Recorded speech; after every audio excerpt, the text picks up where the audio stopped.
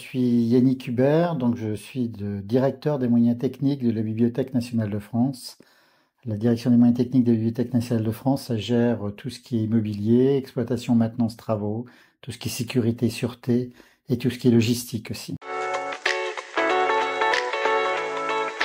J'avais besoin de définir une stratégie immobilière qui soit dynamique et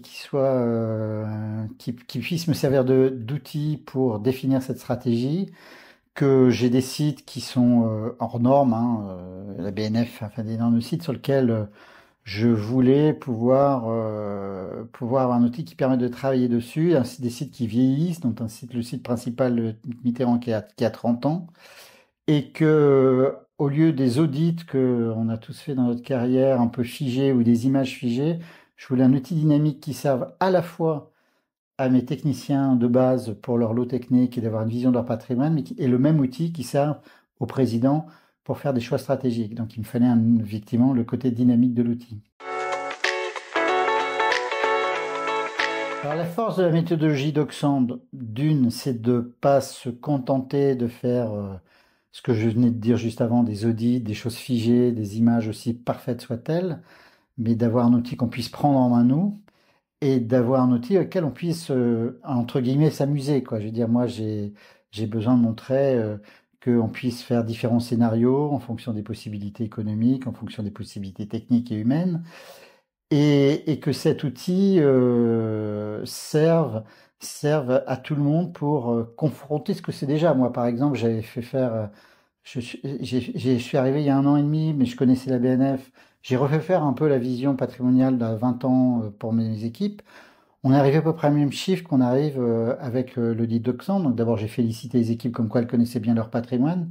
Mais surtout, comme je vous dis, on peut jouer avec, on peut faire des scénarios et on peut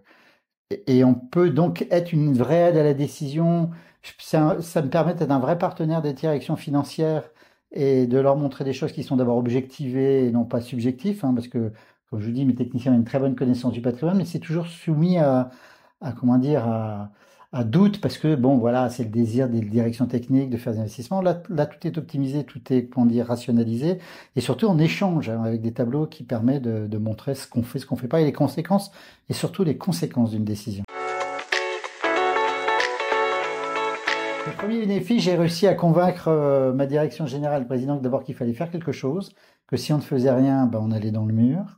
Ce que je disais, ce que disaient mes prédécesseurs et mes équipes avant moi. Mais comme je vous l'ai dit, on le visualise et on visualise les conséquences de l'inaction, ce qu'on a appelé dans l'outil Oxand d'ailleurs la dette de maintenance et si on fait rien, qu'est-ce qui se passe? Et donc j'ai gagné beaucoup de temps parce que moi j'ai un directeur général maintenant, on est allé à la tutelle, on est allé à Bercy, à la direction immobilière de l'État,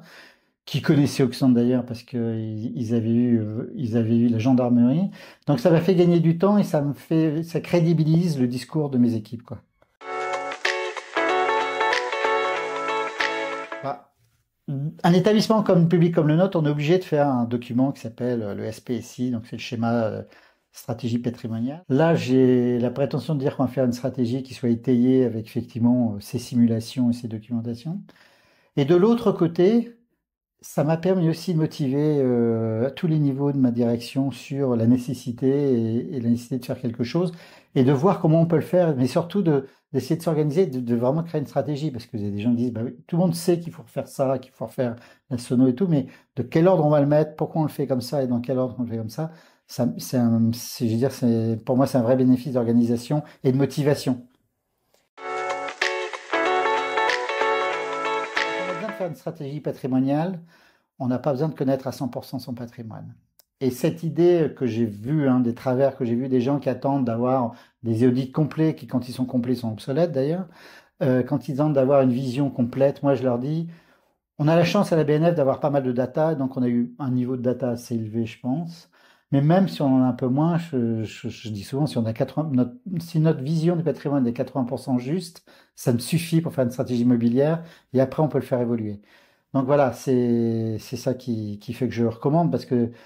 on n'attend pas l'exhaustivité qu'on n'aura jamais sur une vision pour être efficace. Et comme je vous dis, là, nous on a démarré en mars et on était opérationnel fin novembre. Voilà, c'est pas 3 ans de réflexion, 3 ans d'audit, et ça permet d'aller plus vite.